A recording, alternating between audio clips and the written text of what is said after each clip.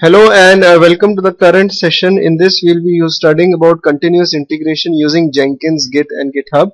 Fine. Now before I start, I want to talk just about continuous integration as a word, right? Now there are a lot of tools which can implement continuous integration. Jenkins and Git are just a part of them. Fine. Now what is continuous integration first? Let us talk about that. What is the need of continuous integration? Then we'll see how Git and Jenkins they help us in that. Fine. Now we have studied about SVN earlier in the earlier topics. Fine, off my website. If you look at this in the SVN Maven part, I had talked about Subversion, SVN, right? What was Subversion? Subversion was basically a tool which could maintain your code in a team, right? Similarly, Git is also there. If there are multiple members in your project, for example, member 1, member 2, member 3, member 4, there are multiple members in your project, multiple team members. They can access the project which is lying on a server. Okay, this is your server on which your project, your Selenium code is lying, right? So you can download the code on your local machine, fine, and start working on it, right? If member 3 uploads new code, then all the other members can download the latest version of the code and start working on them. So this is what Git and SVN they do, right? They help you to actually maintain the version of your code on the server, and as well as multiple people when they work, they can download the code from the server or the repository. We also call it repository. Okay, right. Now there is a problem in this scenario. Fine. The problem is, suppose M1 as a member downloads the code on his machine. Fine. And he downloads, say, 3 Java files. M2 as a member also downloads 3 Java files, the same 3 Java files on his machine. Fine. M1 makes the changes on his machine as per his needs, and he is not knowing that M2 is also doing some changes in the same files. So both of them are not interacting with each other. These two team members, they don't know that they are modifying the same files according to their own needs. Fine. And what happens is that M1 he modifies the files and all. Everything works on his local system. Okay, whatever workspace has he got on his local machine, this workspace works fine. Similarly, M2 makes the changes and everything works fine on his machine, right? Now M1, what he does, he checks in the code back in the repository. What happens is that everything starts working. The status of the repository right now is okay. Everything is building. Okay, build is okay now at this stage. But as soon as M2 sends his set of files, right, he is not knowing M1 has already changed the files, like the files which M2 had checked out, right? Those files have been modified earlier by M1. He is not knowing. So as soon as he checks in, the system fails, right? Okay, once the system fails, the build fails basically. The build on the server, it fails. So if the build fails on the server, that means your project is unstable, nothing is going to run. Fine. And what happens is that in near future, M3 as a person, he is not knowing that the build is failing on the server, and he can also download the code which is not working actually into his workspace. So there can be a lot of confusion. Alright. So the problem, we need to identify what's the problem. Okay. The problem is that people can modify same files at one time, right, or at different times. Say one does in the morning, other does in the evening. He is not knowing that the files have been modified. Fine, right. Then the challenge is that you don't get to know that build has failed, right? M2 deploys the code on the server. He doesn't come to know that whether everything is working fine or not. Okay, either maybe the customer tells that something is wrong, or the server guys detect it, or somebody else detects it.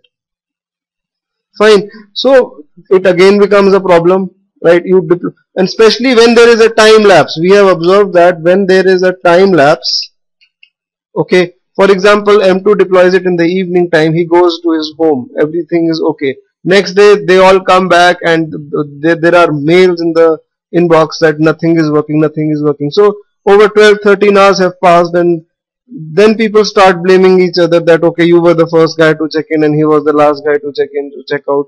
So that becomes a problem. There is eventually a lot of time lapse. Okay, you don't come to know that the build has failed on the server. Okay, so to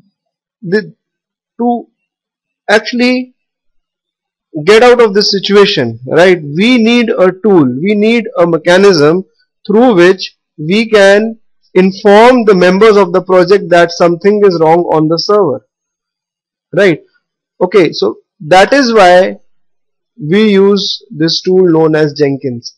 And Jenkins is used for continuous integration. Continuous integration means that multiple people deploying on the server and doing the development.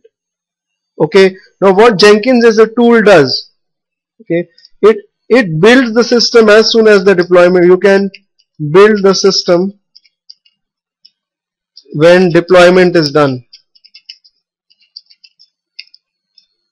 Okay, if the build fails, Jenkins can send immediate emails to people working in the project that fine, something has gone wrong. Okay, something is wrong with my keyboard as well. Just a minute. Okay, right. So immediate emails can be sent out to the people, right? And the most important thing is that there is no time lapse. If the build fails, immediately the email goes to the people in the project that fine, the build has failed, you need to look at this at a very urgent basis, right? And people can start working on it, right? Moreover, using Jenkins you can periodically build your projects as well, right? What you can do is that you can schedule builds that every 12 o'clock in the night, every day the build should happen, or it should happen on every Sunday, or it should happen every minute or every hour. You can periodically build your project, and whenever the project fails, the emails can go. Or you can build the project when the deployment is done on the server. Fine. So Jenkins will be there on the server over here, and it will keep an eye on the repository whether the build is being successful or not when multiple people are checking in and checking out from the server. Alright, fine. Moreover, we can also run our ANT scripts with Jenkins. We can also run Maven builds with Jenkins. We can do a lot of things. There are a lot of plugins, lot of reporting plugins and all. So we'll talk about that. So let's start. Fine. Right. So the way we will be going is, first we will be looking at Jenkins. Fine. Then we'll be looking at Git, and we will be moving further. We'll be combining both of them, right? And let's start. I told you what continuous integration is and how Jenkins can help us. Fine. Let's talk about downloading and installing Jenkins. Right. So how do you download and install Jenkins? This is the URL. Fine. You can download this file later on as well. Right. This is the URL. If you go to this particular URL,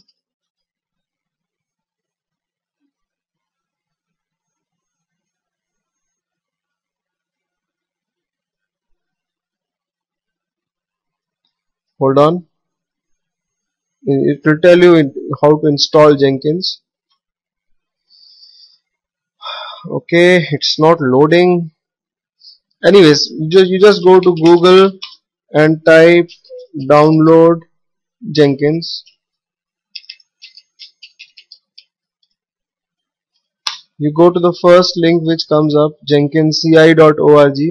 You click on this link and you see that latest version is 1.571, right? You can download this WAR file. Okay, I have already downloaded it and it's lying on this path F drive. This is the WAR file which is lying on my machine. So you copy the path where you have kept the WAR file and open your command prompt and go to that particular path. Right, you have to start Jenkins from the WAR file, and the command to start Jenkins from the WAR file is, this is the command, java-jar jenkins.war. Make sure you are at the path of WAR file and you give this command, and when you run it for the first time, like it's already deployed on my system, I am installing Jenkins on my local machine, right? So when, see, it will load a lot of things when you install it for the first time. Fine, and when you run it, okay, how do you run it? First you'll have to wait for the message to come up, info log Jenkins is fully up and running. Fine, you see this message you see this message, and once this message comes up, you go to your URL localhost:8080. you just type this in your browser and run. You will see this window has come to me immediately. For you it will be coming with a delay. You might get a window like this installed as a Windows service, or you might get a message. You'll not get this message installed as a Windows service. You'll get a message that Jenkins is configuring itself or something like that. Okay, so you just wait for some time and it will install and you'll see the screen. Right, so right now currently I just have one project over here. You can ignore it. Alright, this is the side panel of Jenkins, which is quite impressive and it's quite important as well. Right, now once you have installed it, you can also configure it to run as a Windows service. You go to manage Jenkins and you go to configure system, you go to install as a Windows service. You can install it as a Windows service. Installing it as a Windows service means that whenever you execute your Jenkins, or whenever you start your Windows, okay, whenever you start your Windows, Jenkins.exe, you will see it running automatically in the processes. Okay, that means Jenkins will automatically start when you start your PC. So this is what is meant by installing Jenkins as a Windows based service. I do not do that because I don't want it to run every time when I start my PC. Okay, I simply run it using command prompt. I start it.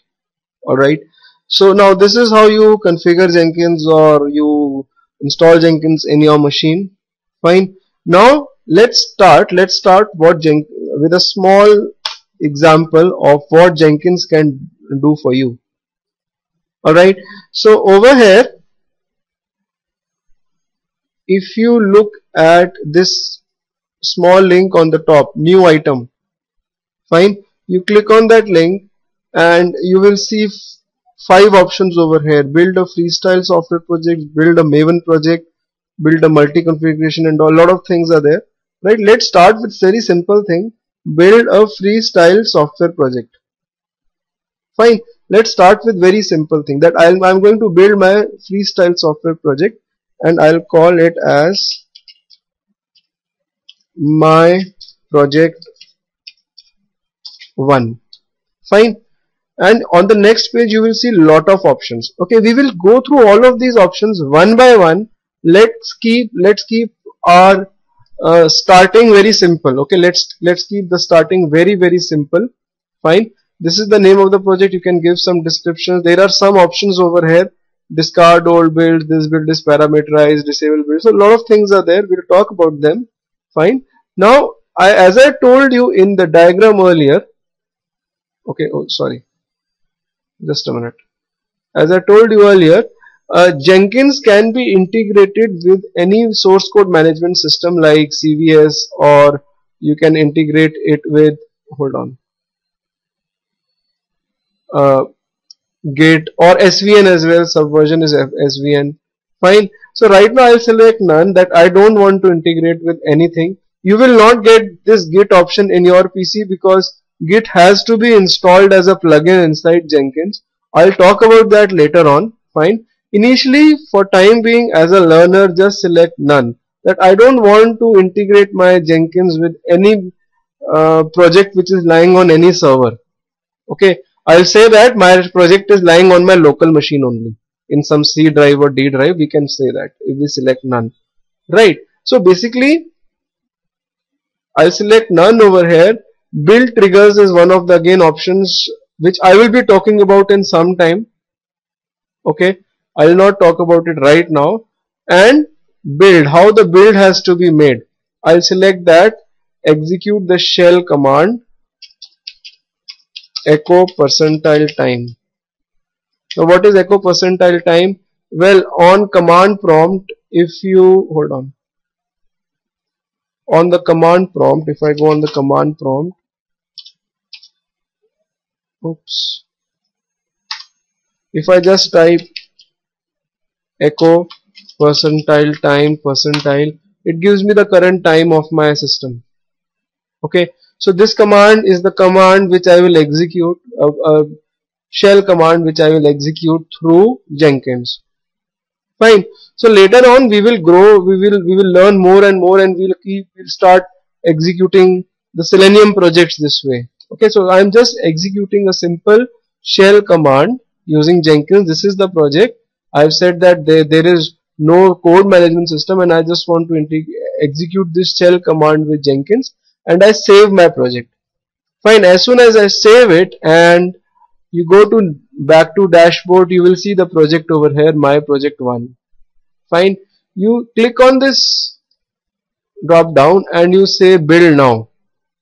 When you say build now, the project will be built. Okay, and if you click on the project, you will see this is the build history coming up. The last build was 3.9 seconds ago. You click on this link and then you'll go to the console output.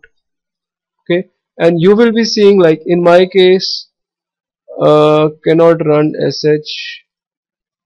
There is some error coming up.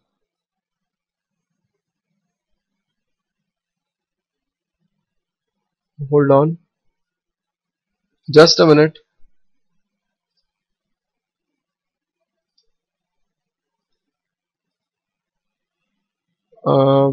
What did I say? Oh, by mistake. Sorry. It should not be shell command. It should be execute Windows batch command. I'm sorry. It was a Windows command. Echo percentile. I selected the second option by mistake. Right. And you save it.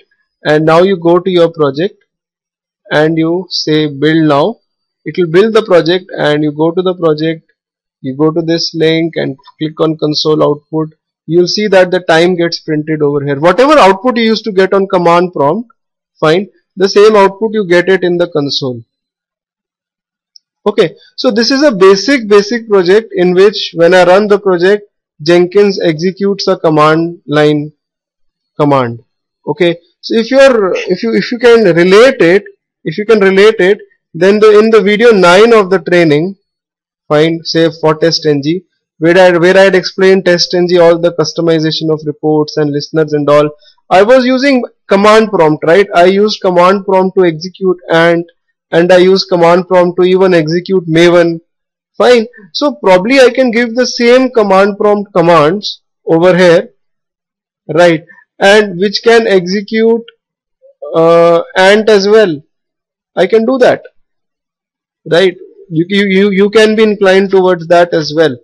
Okay, so we will talk about that. Fine. Now moving further, this is a normal project which has executed a batch command. Fine. Now I'm going to modify this project. I'll go to configure. Okay, and what I'll do is I want that this project should be built at certain intervals. The build should run, say, every 6 hours or every 5 minutes or every 2 minutes, or it should run every time.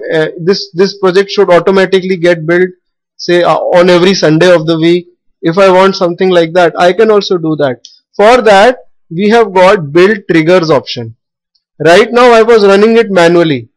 Fine. I was going to the project and I was saying that build now option.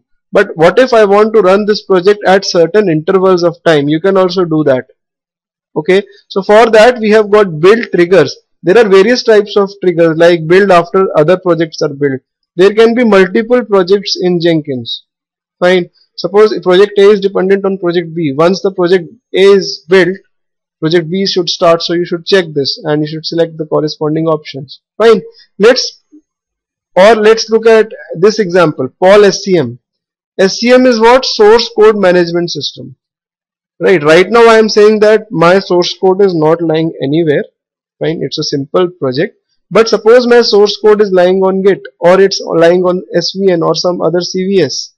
Fine. So this Jenkins can poll it. That means you can tell Jenkins that go and look at the source code management system, poll it every 5 minutes or every 10 minutes and build it to check whether something has not broken on it or not. Right, the way I had explained earlier that if something breaks on the server, then everything goes for a toss. So Jenkins is the tool which primarily protects that. So you can tell Jenkins that you can poll a source code management system frequently, and you can actually report a failure. Fine. Now, how do you report a failure? How do you send emails with Jenkins to report a failure? I will talk about it in some time. Let's talk about this action. Right now, we don't have any source code management system. Right. We'll talk about GitHub and all later on. Let's talk about this action, that build the project periodically. Fine. So, what kind of period you should build your project on can be mentioned over here. Now this is a little tricky. If you click on this question mark, you will get a description. Okay, there's a big huge description, you can read it, but what the crux of this is that minute, hour, day of the month and day of the week. These are the 5 parameters. Okay, minute is 0 to 59, hour is 0 to 23, day of month and month is 1 to 12, and day of the week 0 to 7. Right. So based on this, based on these values, we'll have to put some, you can say, a kind of formula over here which will instruct Jenkins. Now let me tell you few of the examples over here that will help you out. Hold on. Alright. So I have these few examples. Okay, H is a generic term over here. Fine. Let's talk about very simple thing. This example. Hold on. Let me put this thing. 00 means 0 minutes. Okay. We segregated something like this. Minutes, then day of the month. Sorry, minutes, then hour, then day of the month, then month and day of the week. We write it in this pattern. Okay. This is minute, that 00 minutes. Hour is 5. 5th hour. Star means any day, any month and any day of the week. Okay, so this basically means that build the project every day at 5 o'clock in the morning. Right, so it's actually 0 minutes and 5 hours. So I'm telling Jenkins that it can build at every 5 o'clock in the morning. You will get the output that would have run the last would last run be at Friday, July 11th, 2014 at 5 o'clock in the morning. Then the next one would be on Saturday, July 12th at 5 o'clock in the morning. You got my point? If I change it to say 2, it will be 2 o'clock in the morning. Right? So you can specify like this. So this will build once in a day, every day at 5 o'clock in the morning. Another example, if you want it at 12 o'clock in the midnight, then you can put 0 in front of it. Okay. If you want that every Wednesday 5 o'clock in the morning your build should run. Okay. Every Wednesday 5 o'clock in the morning your build should run. Then you can give this command. This means that in the end I have mentioned the day of the week. The day of the week is 3rd week. Okay. Sorry, the 3rd day. 3rd day of the week is Wednesday. Right. Any month, any day. Right. At 5 o'clock in the morning the script will run. So this is mentioned over here as well. If you do some mistake in this, you will get an error as invalid input. So you can try the permutations and combinations which you like, and you will be able to learn. Okay, now moving further, I'll talk about this in some time. So if I want the script to run every 5 minutes, okay, every 5 minutes, you can mention this like this: h divided by 5. First is minute. Okay, so this will run the script every 5 minutes, every hour, every day, every month, every day of the week. H is a generic term. Fine. To allow, see this is the description over here, to allow periodic schedules to tasks to produce even load on system. The symbol H means hash should be used wherever possible, right? So H is a generic term, right? H divided by 5 means every 5 minutes the script will run. Or you can also write like this: 0 to 59 represents minute, 0 to 59 divided by 2, that means every 2 minutes the script will run. Or you can simply type H as well, whatever is comfortable with you. Fine. If I write like this, if I want the script to run every 1 minute, okay, if I write the script to run every 1 minute, and if I write like this, now this is a little confusing for Jenkins as well. Now what do you mean by divided by 1? Okay, so it says that, do you really mean every minute when do you say this? So actually it understands you that fine, you mean that every minute that script should run. If I type h divided by 1, now the problem will come up. Okay, it will think that it is every hour. Okay, so there is a little catch over here. You cannot just expect it to be perfect. So better is that if you want it to run every 1 minute, you do it like that. But generally we don't run the scripts every 1 minute. Okay, it will create a lot of issues. You know, a lot of things get downloaded, and when you work on huge scale projects and all, it's not feasible to run the project every 1 minute. Fine. If you want to run every hour, then this is actually the command. If you type h divided by 1, it will actually run the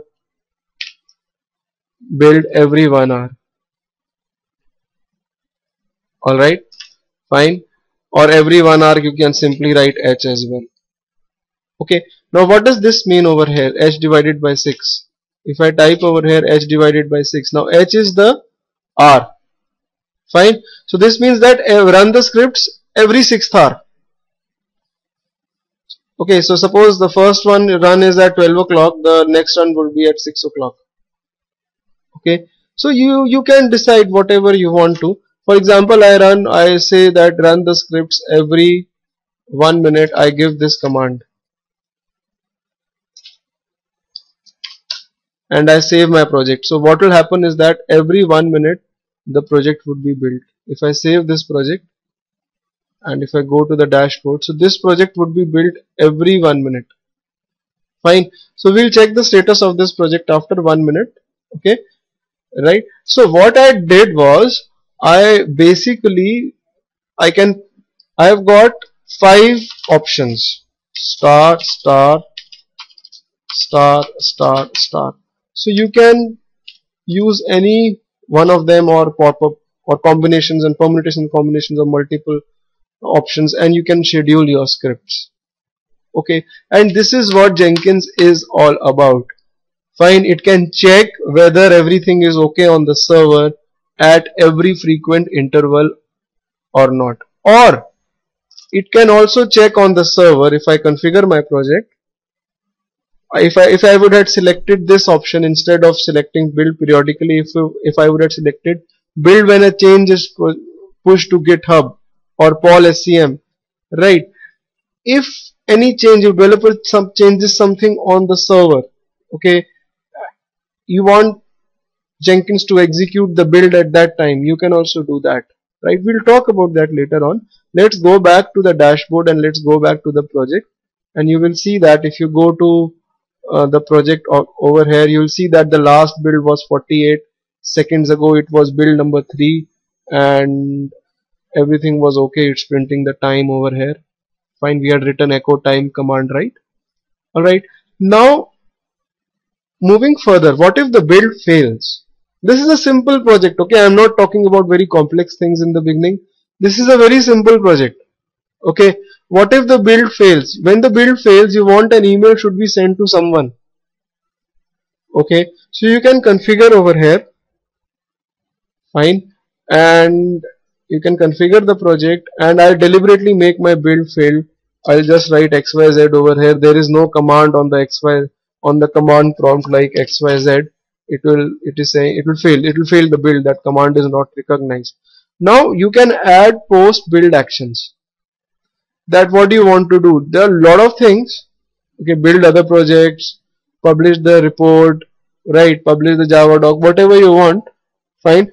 I'll initially take email notification. Fine. Email notification has to be sent to some people, like I sent it to my email ID. Okay, and what will happen is that I'll save it.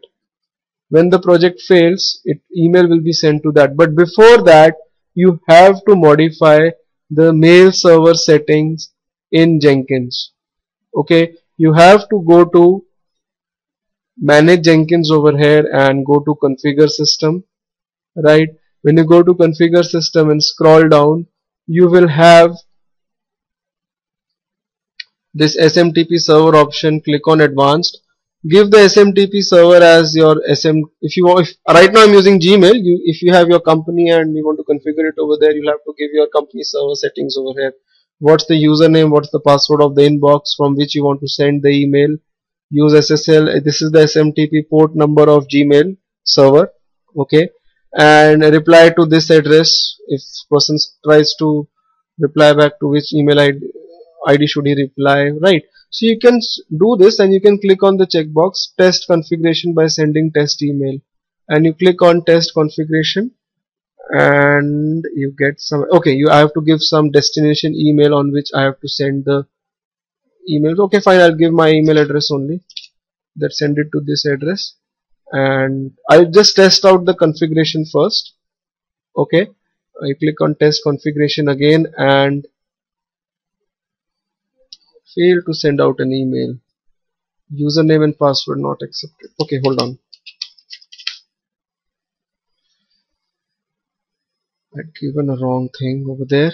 Hold on. Right. So you don't get an error, and you get the message email was sent successfully. I have opened my inbox over here, but I am very sure that the email would be there in my inbox by now. So test configuration will actually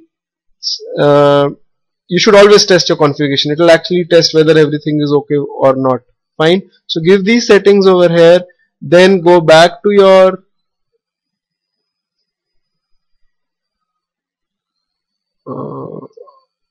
make sure that you save it as well. Yes, save it as well, and go back to your project. Okay, see, my project is failing now. 1 minute happened, and the build is running every 1 minute. Okay, if I go to the project, if I look at the last build, everything is in red. You go to the console output. So XYZ is not a recognizable command, so it's saying, and it's not able to send the email as well. Okay, username and password are not accepted. I changed the password over there. In the next build, it will work. Fine. If I look at,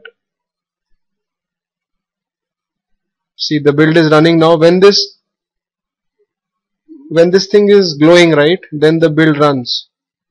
Okay, when it switches on and off, that means the build is running, and this is the progress information that it started around 4.6 ago. Build has been executed for this much time. So let it run. Probably it is sending the email, and it will send the email as well. So you can configure your project like this. Okay, you can configure that at certain intervals. Fine. And the project should be built, and if some error is there, an email should actually be sent. Okay, so this is about Jenkins. This is the basic of Jenkins, that is, you can execute a simple batch command and build the project at will and build at intervals. Fine. Now let us see how you can invoke ant commands, how you can run a Selenium TestNG project, okay, with ant. right, by configuring it with Jenkins. Alright.